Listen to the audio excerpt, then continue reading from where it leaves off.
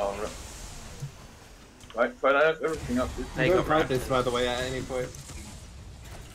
I bet you any money he thinks I'm gonna leave him. He thinks he's getting away, son. Nah, not today. I'm dead.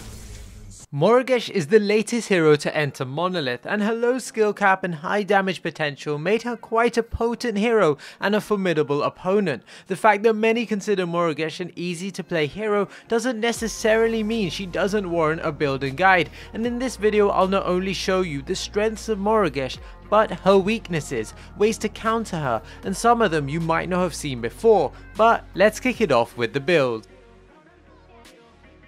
You might recognize this build from my full gameplay. It's one I've used quite a lot with a high degree of success. I do tend to rotate some cards in and out, so I'll show you a couple that you could include. Cards like Necroveil that can very easily earn you some style points. The build I'm going to show here is with Thick Blood. Thick Blood is great for taking on hero compositions where the enemy has 2 carries. This could be a ranger in the safe lane, a yin in the off lane, or even Serath in the jungle. It's also perfect for stopping those pesky chimeras and shutting down quite a lot of Rampage's health regen. You want to start with the Archmagus as your prime card, a health potion and a healer token. If you're mid laning, then mana shouldn't be an issue with the river buffs, and in the off lane I think Morigesh's mana pool is large enough to sustain any real pressure, and her abilities have great poke. But feel free to switch out for a mana potion if you feel you want to. Morigesh does have a decent amount of self-sustain with her E ability, so it's not that big of a deal. We then have our dummy ward, a brawler's ward, but you can pick any ward you want. I like to then start with a cheap adamant edge for power and health, so I have 2 with 3 minor casts in both.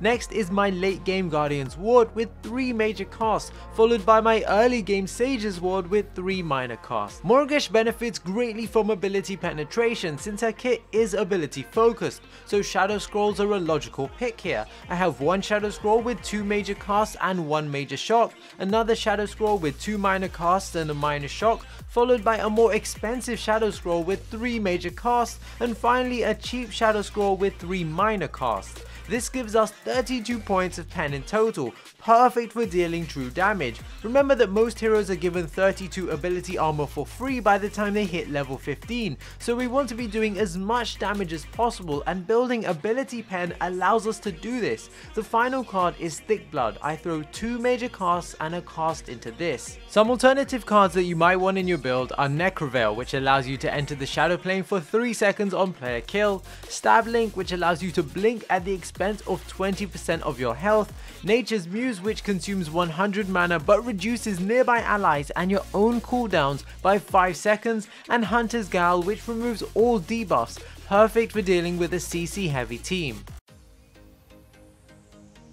In the description below you can check out the build order, but I will say this. Thick Blood is a highly situational card, not only in the matches you choose to use it, but when you choose to equip it. If the enemy doesn't have a Chimera or Rampage and they haven't bought any lifesteal, you're not really going to be getting value for your Thick Blood, so it might be better to take another card or choose the alternative build that I've left in the description. However, if the opposite is true, then picking up Thick Blood is almost always going to be great value. Morigesh is one of the only heroes that I find when played in the offlane has the ability to really hold her own. Of course it depends on the level of opponent, but I found in a lot of cases, more than with any other hero, that I can hold my tower, giving my safe lane duo the chance to lane swap once they're ready if I'm closer to the raptors.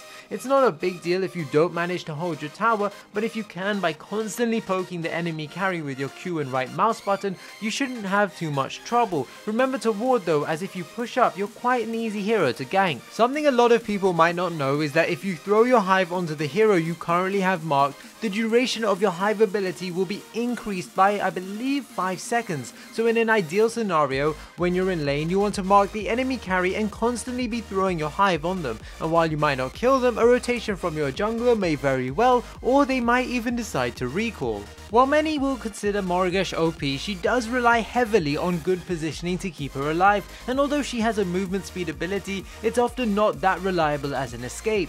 A good Morigesh will position far enough from any real danger, but close enough to actually have an impact. And this might seem like two opposites, but in reality it's not. There's a fine line you have to find. For example, Morigesh's mark has a pretty small range, so standing too far back means you can't mark anyone, and that means you can't use your ultimate or get extra value out of your hive.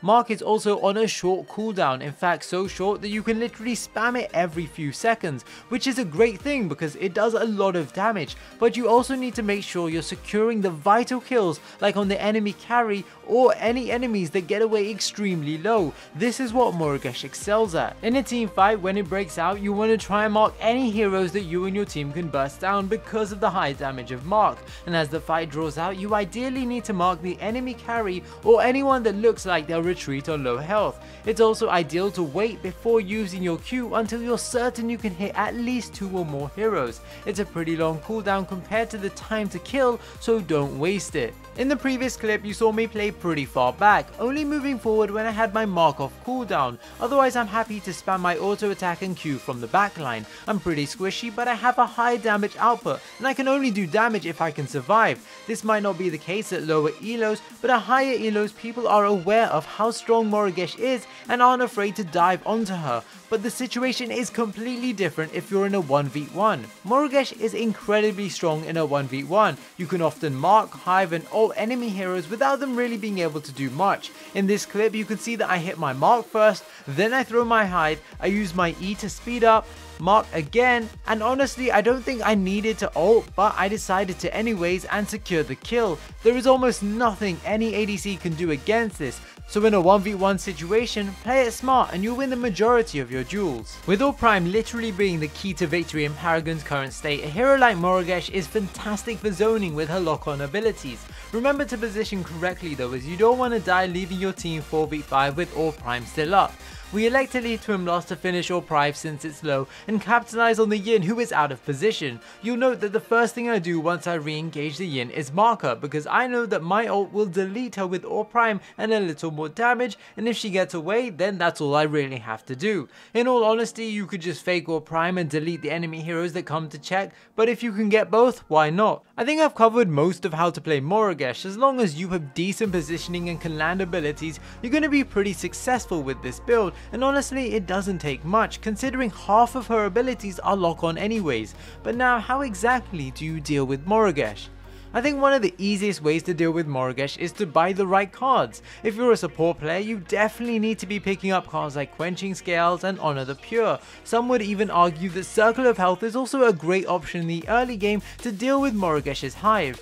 Quenching Scale doesn't only have to be picked up by the support. In fact, I've taken it even when I've been in the off lane because the card has huge value, not only against Morigesh but also in big team fights. A card like Stasis Gem is also a good way to avoid dying to Morigesh's ultimate, and while I'm not a big fan of this card, it is one way to stay alive. I've also found that on a carry, picking up lifesteal slightly earlier will help you stay alive. You will generally heal more than a Morigesh hive and can lifesteal up while she tries to ult you. Another way to counter Morigesh is to pick heroes who have kits that allow you to. Grim has the ability to shield a Morigesh ultimate, Seraph has the ability to enter an invulnerable state, counters can shadow slip off the map if timed correctly, and these are just a few examples. I hope you found this building guide informative. A link to all my builds are in the description below. Smash that thumbs up button if you enjoyed, let me know which hero you want to see next, and until next time guys, peace.